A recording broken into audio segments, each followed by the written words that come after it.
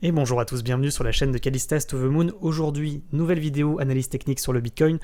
Je vous rappelle, on essaie toujours de prédire ce qui risque de se passer dans les heures et dans les jours à venir sur le Bitcoin ainsi que sur les altcoins. Vous le savez, qui sont globalement corrélés au cours du Bitcoin. Donc si le Bitcoin monte, les altcoins monteront. Et inversement, on débute directement avec l'analyse du Bitcoin en vue jour et en vue 4 heures ensuite. Et avant de débuter cette vidéo, je vous rappelle que tout simplement ce contenu n'est pas un conseil en investissement ni une incitation à acheter ou à vendre des cryptoactifs, que vous devez vous faire votre propre jugement avant d'investir dans une monnaie cryptographique, que ce type d'investissement peut vous exposer à des risques de pertes financières supérieurs à vos dépôts et que je ne serai en rien responsable en cas d'information incomplète, erronée, en cas de perte financière ou de manque à gagner financier. Et avant de débuter, comme d'habitude, merci à toutes les personnes qui ont liké la dernière vidéo. Merci à tous, 400 de likes, ça fait extrêmement plaisir, ça me motive bien entendu à poursuivre les vidéos. Et pour vous remercier, d'ailleurs on arrive aux 10 000 abonnés, donc merci à tous. Pour vous remercier, je vous ai prévu 4 vidéos formation pour le mois de juillet, vous le voyez, c'est planifié le 11, le 16, le 20 et le 24 juillet. Vidéo formation au trading crypto-monnaie, en particulier trading du Bitcoin. Je vais vous donner toutes mes astuces de trading. C'est gratuit, ça dure à peu près entre 13 minutes et une vingtaine de minutes. Et il y aura 2 vidéos où j'analyse un trade que j'ai réalisé, un trade gagnant que j'ai réalisé sur Twitch en direct. Je vous rappelle, c'est sur Twitch que je fais du trading crypto-monnaie en direct. Donc n'hésitez pas à nous rejoindre, je vais vous mettre le lien comme d'habitude en description. Et j'analyse ce trade, ça dure environ 40 minutes. J'ai divisé l'épisode l'analyse en 2 épisodes. Donc si ça vous intéresse, sachez que ça va sortir sur la chaîne le 20 et le 24 juillet. Donc voilà, merci à toutes les personnes qui vont liker les vidéos. Je vous rappelle, en juillet, je suis en vacances, donc c'est la raison pour laquelle je vous ai préparé ces 4 vidéos totalement gratuites, disponibles, qui vont sortir sur YouTube courant du mois de juillet pour ne pas laisser la chaîne vide pendant tout ce mois et pour vous aussi vous donner des petites vidéos formation gratuites. Ça fait toujours plaisir. On débute directement avec l'analyse du Bitcoin en vue jour. Donc chaque chandelier est égal à un jour, je vous le rappelle. Le Bitcoin suit toujours son canal descendant depuis maintenant le 20 mai. Donc je vous rappelle, il s'amuse entre le haut et le bas de canal avec parfois des créations de plus haut et de plus bas de canal. Et le milieu de canal se trouve à peu près ici. Vous voyez, il se trouve à peu près là au niveau des pointillés. Mais on a également des niveaux de résistance descendants ici. Qui s'ajoutent au fur et à mesure. Donc on a 3 niveaux en haut, 3 niveaux en bas, 3 niveaux de support, 3 niveaux de résistance et un milieu de canal qui se trouve en pointillé au milieu de l'écran. Qu'est-ce que l'on peut dire par rapport à ce canal descendant ? On peut tout simplement dire que hier, on a touché en fait un plus haut, un niveau de support descendant de ce canal et qu'on a rebondi tout simplement. Donc ça faisait 3 jours qu'on avait rebondi en milieu de canal. Je vous rappelle, les stratégies de trading sur les canaux, on s'amuse à acheter en bas pour revendre soit au milieu de canal, soit en haut de canal, c'est ça la stratégie. Ou deuxième solution, on parie sur la baisse des cours en vendant en haut et en rachetant soit au milieu de canal, soit en bas de canal. Voilà, ça ce sont les stratégies de trading sur canal pour ceux qui sont en vue, qui trade en journée, c'est-à-dire qui sont capables d'attendre 3 jours entre l'entrée en trade et la sortie du trade. Lorsque je vous ai quitté lors de la dernière vidéo, on était en train de rebondir en milieu de canal, ou casser. Je vous ai dit effectivement il y a 2 solutions, soit on casse pour aller chercher les niveaux de cours les plus bas, soit on rebondit et à ce moment-là on ira chercher le haut de canal.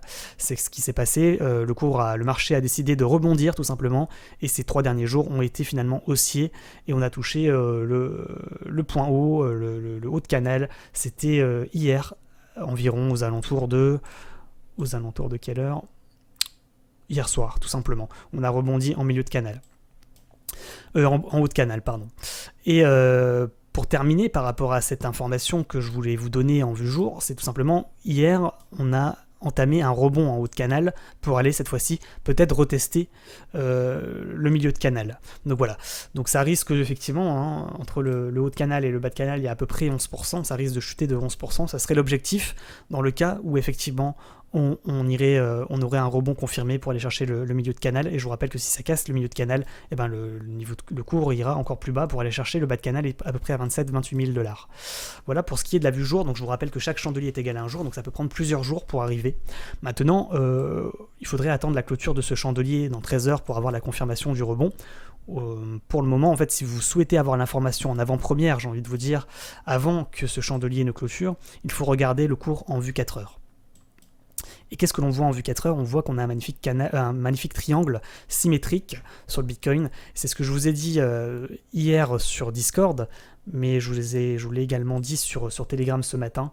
C'était dans l'onglet Trading confirmé, il me semble, ou Trading initié, où je vous ai donné l'information qu'il y avait un petit triangle. Même un petit peu avant, c'était dans Trading initié, il me semble, je vous rappelle que c'est sur Discord qu'on fait de l'entraide sur le trading crypto-monnaie. Trading débutant, trading initié, trading confirmé, n'hésitez pas à nous rejoindre. Et effectivement, on était en haut de triangle et je vous ai dit, il y a une chance qu'on aille chercher le bas de triangle. Et maintenant qu'on est en bas de triangle, il y a des chances qu'on aille chercher le haut de triangle. Voilà. Par contre, si ça casse le bas de triangle, je vous rappelle, ça sera un signal de vente. Voilà. Comment on trade en 4 heures sur les triangles? Je vous le rappelle, on s'amuse à acheter en bas de triangle pour essayer de revendre en haut de triangle, tout simplement. Ou deuxième solution, on s'amuse à vendre en haut de triangle pour racheter en bas de triangle. Donc on parie sur la vente en pariant sur la baisse des cours. Comme d'habitude, je vais vous mettre une vidéo formation en description ainsi qu'en commentaire épinglé pour vous expliquer comment on parie sur la baisse des cours. Parce que vous êtes nombreux à me demander comment on fait pour parier sur la baisse des cours, vu que vous êtes en spot et vous ne comprenez pas comment on peut parier sur la baisse des cours et gagner de l'argent quand les cours baissent. Je vous explique ça dans cette vidéo, donc n'hésitez pas à aller la voir. Voilà, donc aujourd'hui on est en bas de triangle à l'heure où je vous parle, il est à peu près midi, on est le 5 juillet, et là peut-être que ça nous entame un rebond pour aller à nouveau rechercher le haut de triangle. Donc les stratégies de trading sont assez simples en réalité, en théorie, c'est d'acheter donc en bas de triangle pour essayer de revendre en haut de triangle. Deuxième solution, on vend à la cassure de ce support ascendant, on parie sur la baisse des cours pour aller rechercher la base ici du triangle. Normalement la base du triangle elle est à peu près ici, je vous donne quand même l'objectif si on veut parier en short sur la baisse des cours, donc on rentre en position lors de la cassure de ce niveau et on parie sur la baisse pour aller rechercher l'objectif qui est à peu près ici à 30 300 $. Maintenant effectivement il y a quand même plus de chances que si ça devait arriver que ça s'arrête en fait en milieu de canal ici à 31 500 $, ce qui serait un bon niveau de take profit selon moi. Parce que tout simplement on est en milieu de canal et qu'en plus de ça, quand vous regardez en vue journée, ce support ici à 31 500 $, c'est un niveau de support important en vue journée. Donc il va peut-être y avoir des difficultés à casser ce niveau. En tout cas, ça serait un bon niveau selon moi pour prendre ses profits entre la cassure et ce niveau de support. Entre les deux, il y a à peu près 7,5%, donc ça serait un beau trade à réaliser selon moi si on pouvait réussir à rentrer en short à ce niveau, tout simplement. Maintenant le niveau, je vous l'ai donné, le niveau à surveiller dans la journée, je vous l'ai donné sur Telegram, il est à peu près ici. Il ne faut pas chercher midi à 14h, c'est 34 000 $, c'est un seuil psychologique que vous voyez. Effectivement, si le cours casse ce niveau de manière confirmée, on risque de tomber ici à 33 360 $, niveau d'après à 32 800 $, et enfin, boss final à peu près ici, effectivement, en milieu de canal en vue journée à 31 500 $. Voilà pour ce qui est de l'analyse pessimiste, j'ai envie de vous dire, la solution pessimiste que je vous avais partagé également sur Telegram ce matin, et je vous donne également les solutions optimistes. La solution optimiste, c'est tout simplement qu'en fait on ne casse pas ce niveau à 34 000 $, qu'on rebondisse en bas de ce triangle pour aller rechercher à nouveau le haut de triangle. Donc à ce moment-là, ça serait le tracé que vous voyez ici en rose. Donc le rebond aurait lieu ici, c'est ce qu'il est en train de faire. On irait rechercher ce niveau de cours à 34 630, niveau de résistance, et si on arrive à casser ce niveau, il y a de fortes chances pour qu'on aille effectivement rechercher à nouveau les 35 400 $. Et là, il y a encore deux solutions. Soit on casse le haut de triangle, donc signal d'achat, pouf, pouf, pouf, on explose. On va chercher donc pullback, cassure, pullback, logiquement. Puis, parce que je vous rappelle, les pullbacks, c'est assez fréquent. Puis on va chercher l'objectif à 36 670 $, qui correspond en fait au haut de triangle que vous voyez ici. Donc ça serait la première solution la plus optimiste, j'ai envie de vous dire, où finalement le cours rebondit en bas de triangle pour aller chercher le haut de triangle et casse le haut de triangle, pullback pour aller rechercher l'objectif. Ça serait la vue la plus optimiste, effectivement. Et puis si on casse ce niveau, je vous rappelle qu'on irait rechercher le gros niveau de support qu'on a ici à 37 300 $. Voilà, ça serait ça le niveau de résistance suivant si on arrive à péter ce niveau de résistance à 36 670 $. Voilà, maintenant l'objectif quand même, si on casse le haut de triangle, ça serait le haut de triangle, quand même, 36 660 est plus, à mon avis, plus probable. Maintenant, il y a également une autre solution, c'est que tout simplement, effectivement, on rebondisse en bas de triangle pour aller chercher le haut de triangle, mais qu'on n'arrive pas à casser ce haut de triangle, ou qu'on nous fasse une fausse cassure et qu'on revienne dans le triangle, À ce moment-là, effectivement, le cours pourrait s'amuser à faire des petites choses comme ça, vous voyez, en bout de triangle. Là, il n'y aurait plus grand-chose à prendre, ce serait plus forcément très intéressant de rentrer pour essayer de faire ce trade en short, par exemple, ou ce trade en long. Là, l'objectif, à un moment donné, si on veut faire plus de profit, c'est de parier sur les cassures. Donc, il n'y a que deux solutions. Soit on casse le haut de triangle, on va chercher l'objectif. Donc il y a un beau profit à faire si ça se passe de cette manière, à peu près à plus 4%. Mais effectivement, le plus profitable, ça serait que ça casse le bas de triangle. Que ce soit ici d'ailleurs aujourd'hui à 34 000 $, ou à peu près, ou ici à 34 630 $, une fois que ça a rebondi, hop, ça arrive ici. Et là, effectivement, ça casse à ce moment-là. Pouf. Là, ça serait effectivement un excellent trade à réaliser, puisque on prendrait à peu près 9% sur un trade comme ça. Donc ça serait très très profitable. Parce qu'effectivement, ça peut casser ici, mais ça peut également rebondir, aller chercher le haut, revenir ici, casser, pullback, avant de retomber. Là, ça serait un excellent trade à 9% en quelques heures. Voilà, ceci n'est pas un conseil d'investissement, mais ce serait le trade le plus profitable si on devait rentrer en position sur le Bitcoin dans les heures et les jours à venir. Voilà, j'espère que cette analyse vous a plu et qu'elle a été claire. Est-ce qu'on se donne, effectivement, on pourrait regarder également le cours avec un indicateur, vous le savez, les bandes de Bollinger. Effectivement, on nous dit, qu'est-ce qu'elles nous disent ces bandes? Elles nous disent ici qu'on a cassé la moyenne mobile 20 périodes, qu'actuellement on est en train de pullback.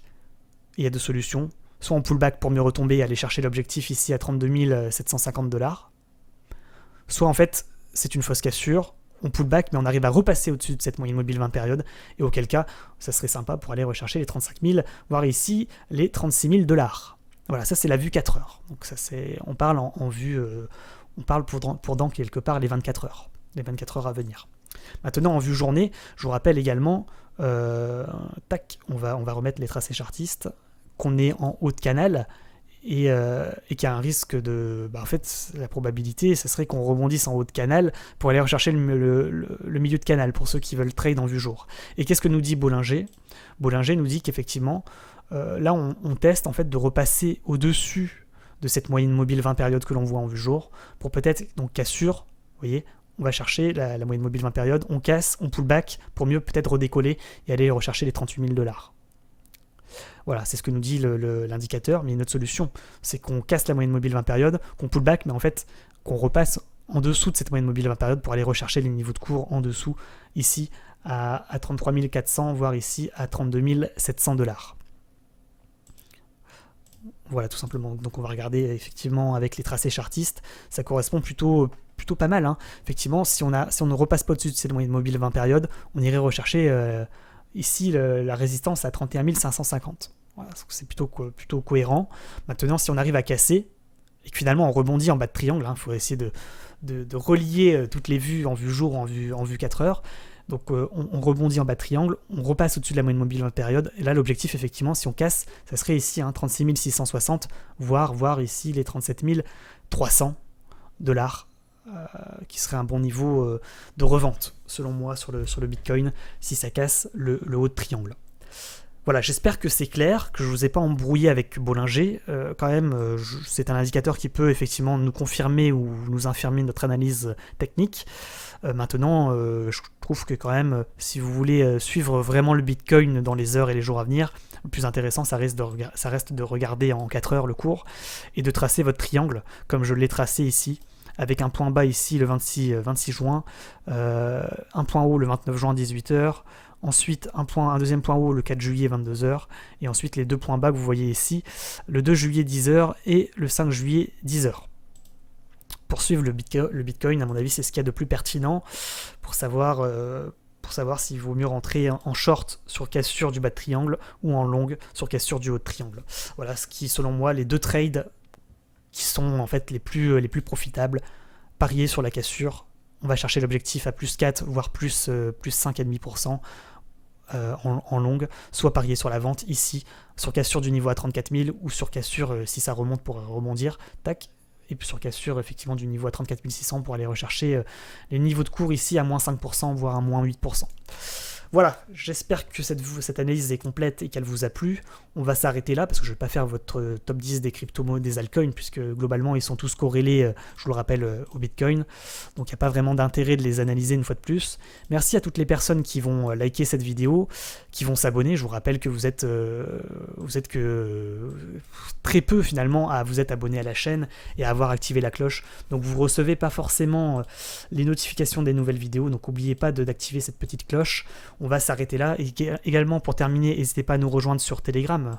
C'est là où je vous fais des analyses plus précises sur le Bitcoin avec les niveaux de cours. Vous voyez, avec les vues 4 heures et les vues jour, en avant-première, avant les vidéos YouTube. Puis je vous rappelle également que c'est sur Discord qu'on fait de l'entraide sur le trading crypto-monnaie, qu'il y a de plus en plus de personnes que je passe en trading confirmé.